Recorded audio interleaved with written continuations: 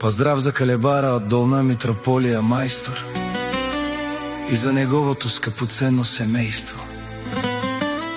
Майко, майчице, много е тежко.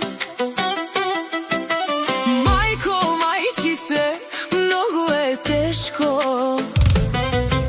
Когато живота ни подлага на изпитания, но има хора, които с доброто си сърце, силния си дух и честния си труд успяват да преодолеят всяка трудност. Те не се отказват, а продължават напред с вяра, достоинство и надежда.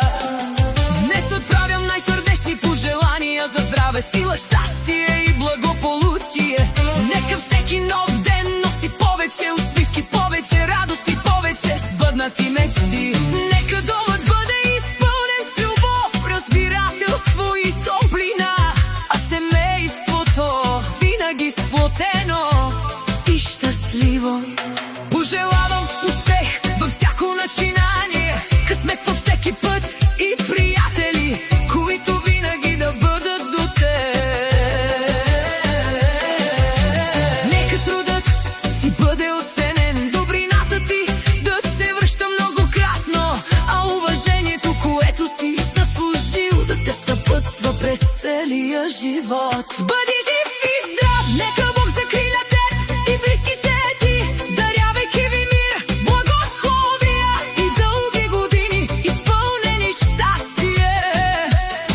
Нека никога да не губиш силата си,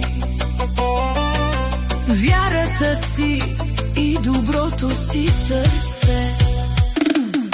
Майко и майчице, много е тежко, но когато има любов, семейство и надежда, всяка трудност става по-лека, а всяка мечта по-близо до сбъдването.